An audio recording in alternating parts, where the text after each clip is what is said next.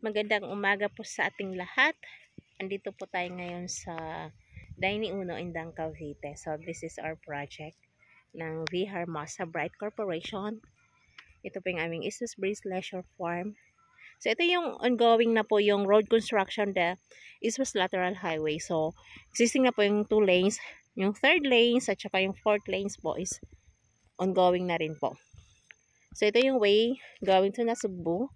The other side, ito naman yung papuntang Silang po, connecting to Aguinaldo Highway. So mabilis na po transportation kung galing ka naman po ng Laguna or galing ng Manila area. Kasi kung galing ka ng Manila area, pwede ka pong mag-Cavitex connecting to Calax, and after Calax, connect na po dito sa east-west. Pag papunta po tayo ng Tagaytay, pag ito ay magiging fully operational ng ating east-west road, less than 30 minutes na po. Nasa Tagaytay na po tayo sa may rotunda. By the way, dito sa tapat namin, may available pa po kami ditong commercial lot. Kasi yung ditong area nito sold out na po eh. So, dito po ilalagay yung amenity area dyan. So, this is our main entrance. Kita nyo naman kung gaano siya kalapad yung kalsada niya. Yan.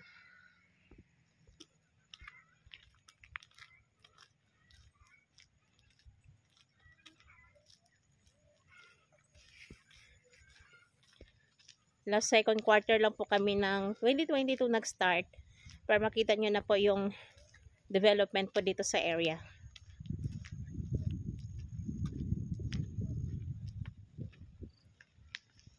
May promo po kami ng 20% discount for cash buyer.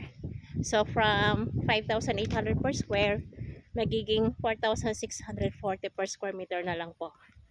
Though we still offer naman ng installment. Yun po yung 5 years to pay, 0 interest po yun. So no down payment, 0 interest. So bayaran lang natin yung reservation fee na 20,000. Then a month after, start na po tayo ng ating monthly amortization po. Good for 5 years po yun. 0 interest mo po yun. Tsaka ang ganda ng location. Sarap. Malamig. Ito po yung marketing office namin. So itong way na to, papunta po yung connecting point sa phase 2, 3, 4, and 5. So this is our phase 1. Ito po yung phase 1 namin.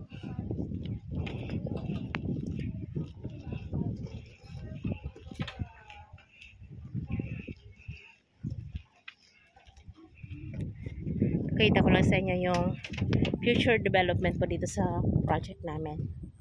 Ito po yan. Ito.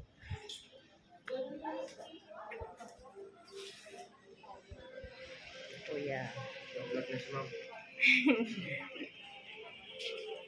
Magpo-post ng latest po. Opo. So, ayan po yung mapa natin. So, ito yung dinidiscuss ko sa inyo kanina na is po road. So, sold out na tayo sa phase 1, phase 5, phase 2. So, nasa phase 4 na po tayo. Diyan sa phase 4, magkaroon po siya ng man-made na lake po.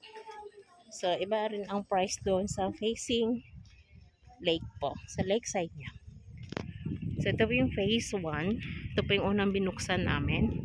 So, mga second quarter, nag-start kami dito. Ang bilis na ubos nito kasi nga, grabe ang mura nito noon. Kasi syempre, introductory price. Kaya mga naka-avail dito sa phase 1, ang swerte kasi mura na at the same time, ang lapit sa highway. At ang lapit sa office, sa amenity area.